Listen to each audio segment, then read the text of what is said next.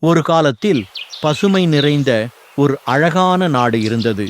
அந்த நாட்டின் மத்தியில் பச்சை வயல்கள், பூக்கள் மலர்ந்த தோட்டங்கள் மற்றும் கோபுரங்களை ஒத்த மலைகள் நடுவே ஒரு அரண்மனை இருந்தது. அந்த நாட்டை அனைவரையும் அன்புடன் நடத்திய, நல்ல மனதையும் நியாய உணர்வையும் கொண்ட ஒரு பெரிய ராஜா ராஜ்யம் செய்து வந்தார். ஆனால் அந்த ராஜாவுக்கு ஒரே மகன்.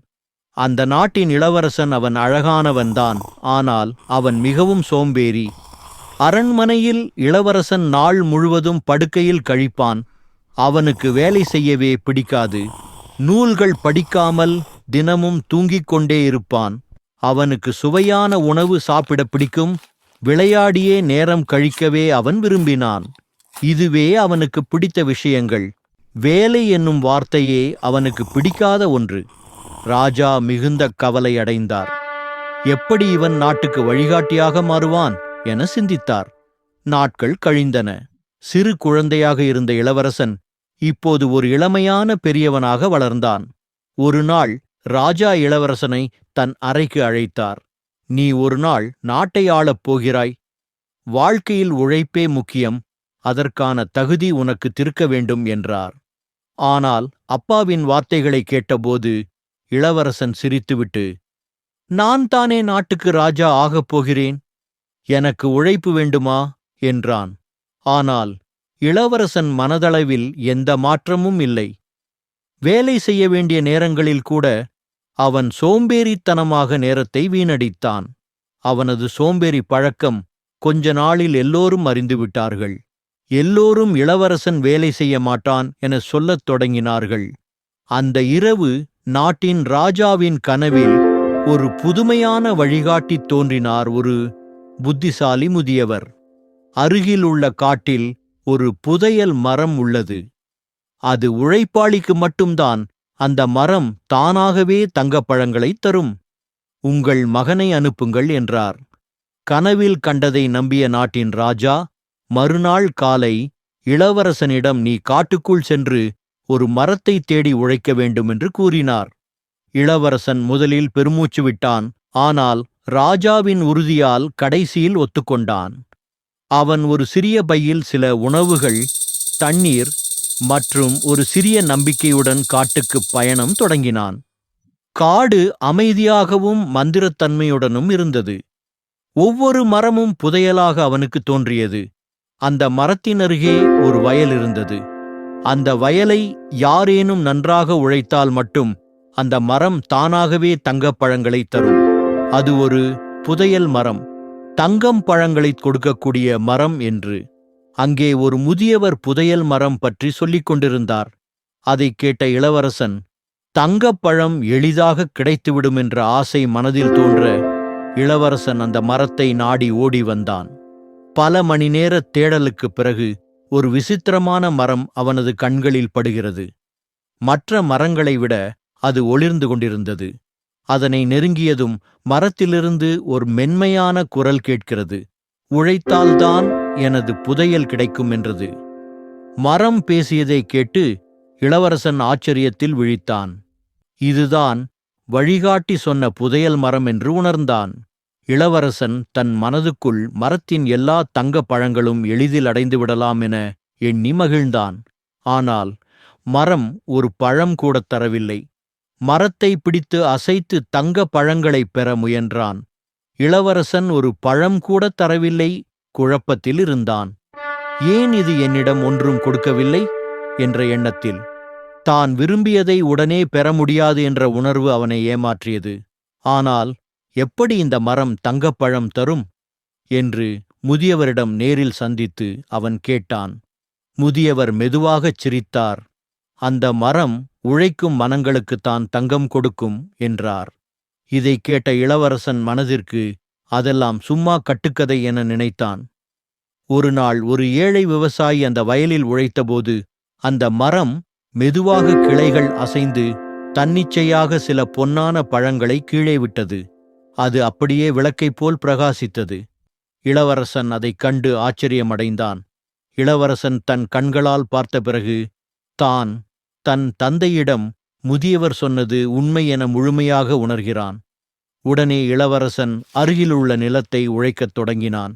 ஆனால் சில நிமிடங்களிலேயே சோர்வடைந்து தரையில் விழுந்தான். இதெல்லாம் எனக்கு ஏன் என்று முணுமுணுத்தான். ஆனால் மரத்தின் ஒளி சிறிது குறைந்ததை கவனித்தான்.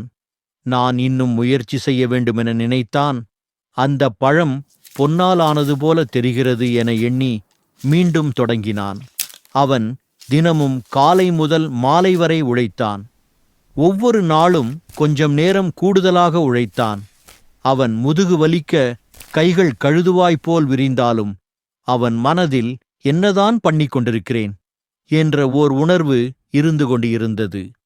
ஒரு நாள் மரம் மீண்டும் மெதுவாக ஒளிரத் தொடங்கியது. இது ஒரு அறிகுறி. இளவரசனுக்கு முதலில் சோம்பேறித்தனம் இருந்த இடத்தில் இப்போது உறுதி, பொறுமை, நம்பிக்கை ஆகியவை வந்துவிட்டன. உழைக்கும் இளவரசனை பார்த்து காட்டில் சில விலங்குகள் மற்றும் பறவைகள் அவனுடன் நட்பு கொள்ளத் தொடங்கின. கிளிகள் பழங்களை கொண்டுவர, குரங்குகள் வேலைக்கு உதவ எல்லோரும் இளவரசனின் உழைப்பை புரிந்து கொண்டனர். ஒரு காலை மரம் முழுவதும் பொன்னிற ஒளியில் மின்னியது. இப்போது அந்த மரம் தயாராக இருக்கிறது அவனுக்கு ஒரு பரிசு தர. வெயிலில் உழைத்த இளவரசனின் கைகள் இப்போது சின்ன சின்ன புண்களாலும் மண்ணாலும் நிரம்பியிருந்தன. வலிக்கச் செய்தாலும் அவன் முகத்தில் ஒரு திடமான தீர்மானம் தெரிந்தது. அரண்மனையில் வாழ்ந்த இளவரசன் இப்போது விவசாயிகளுடன் தரையில் அமர்ந்து வாழை இலையில் வைத்த சாதம் சாப்பிடுகிறான். ஒரு பழைய விவசாயி விதைகளை எப்படி நன்கு நட வேண்டும் என்று அவனுக்கு கற்றுக் கொடுக்கிறார். இளவரசன் கவனமாக பார்த்து கொண்டு அதை அப்படியே முயற்சிக்கிறான். இளவரசன் தனது தோளில் மரத்தடி கொண்டு 2 குடங்களுடன் நீரை சுமந்து செல்கிறான். வியர்வை துளிக்கிறது. ஆனால் அவன் சிறிது சிறிதாக புன்னகைக்கிறான். இளவரசன் புல்களை அகற்றி புதர்களை வெட்டி மண்ணை மெல்ல மெல்ல சமமாக ஆக்குகிறான். இளவரசன் நிலத்தில் உழைக்கும் காட்சியை மக்கள் தொலைவில் நின்று கவனிக்கின்றனர். ஒரு காலத்தில் சோம்பேறி என சொந்த ஊரே நகைத்த இளவரசனை இப்போது நம்ப முடியாமல் பார்த்து கொண்டனர். சிறு மழை பொழிகிறது. குளிர்ந்த மழையிலும் களத்தில் தள்ளாடிக்கொண்டே இளவரசன் உழைக்கின்றான். வியர்வையை மழை மறைத்தாலும் அவனது மன உறுதி தெளிவாக தெரிகிறது. சூரியன் மறையும் வரை நாள்தோறும் இளவரசன் உழைக்கின்றான். காலங்கள் மாறுகின்றன. ஆனால் இப்போது அவன் ஒரு புதிய ஒழுங்கை அடைந்துள்ளான். இளவரசனை விவசாயிகள் தலைகுனிந்து மரியாதையுடன் பாராட்டுகின்றனர். அவன் உழைப்பு இப்போது அனைவரும் ஒப்புக்கொள்கிறார்கள். ஒரு காலை இளவரசன் மரத்தடியில் சோர்ந்தும் நம்பிக்கையுடனும் அமர்ந்திருந்தான். அந்த நிமிடத்தில் மரம் மெதுவாக ஒளிரத் தொடங்குகிறது. திடீரென ஒரு பொன்னான பழம் மரத்திலிருந்து மெதுவாக விழுகிறது. அதைக் கண்ட இளவரசன் கண்கள் பிரகாசிக்கின்றன. அது வெற்றியின் முதல் சுடரொளி. பொன் பழத்தை கையில் பிடித்தபோது இளவரசன் முதன்முறையாக உண்மையான உழைப்பின் மகிழ்ச்சியை அனுபவிக்கின்றான். அது பணத்துக்கான சந்தோஷம் அல்ல, உழைப்பின் பலனுக்கான மகிழ்ச்சி. இளவரசன் நன்றியுடன் மரத்தை பார்த்தான். அந்த ஒளிக்குள் அவன் உள்ளத்தின் மாற்றம் ஒளிர்கிறது. அந்த பொன் பழத்தை ஒரு வயதான ஏழை பெண்மணியிடம் கொடுத்தபோது அந்த பெண்மணி கண்ணீர் மல்க சிரித்தாள். இளவரசனின் இதயம் இப்போது பெரியதாக மாறியுள்ளது. பின்வரும் நாட்களில் மரம் தொடர்ந்து பொன்பழங்களை கொடுத்தது. இளவரசன் மக்களுடன் உழைத்துக் கொண்டே தங்க பழங்களை அனைத்தையும் மக்களுக்கே அர்ப்பணிக்கிறான்.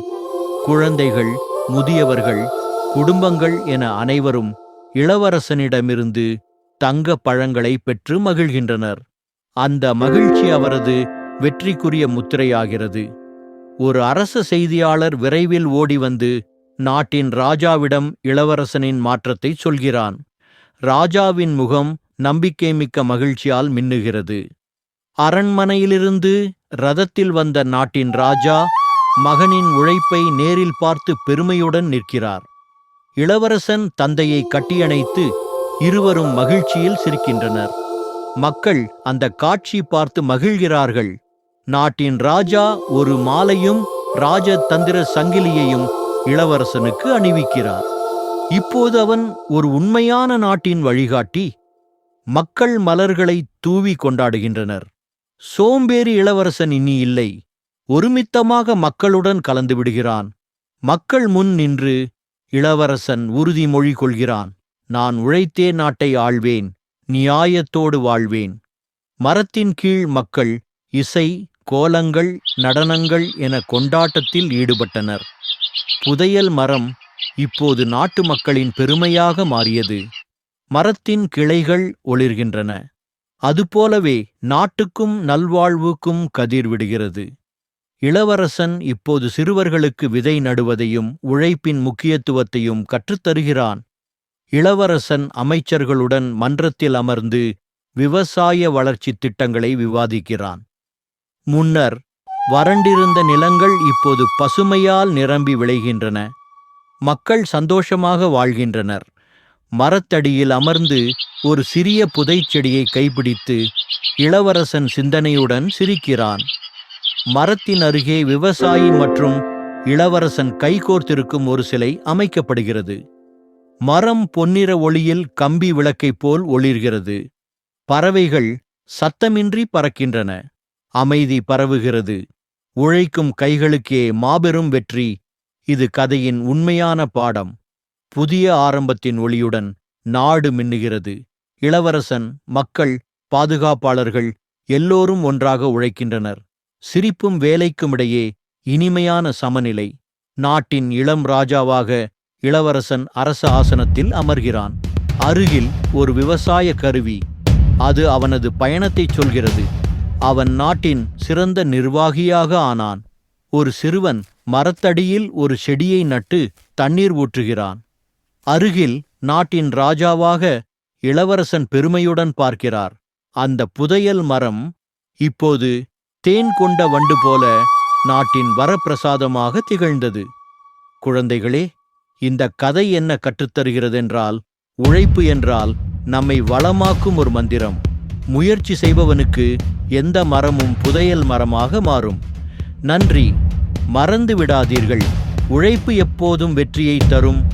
இந்த கதை உங்களுக்கு பிடித்திருந்தா தயவு செய்து ஒரு லைக் போடுங்கள். சேனலுக்கு சப்ஸ்கிரைப் பண்ணுங்கள்.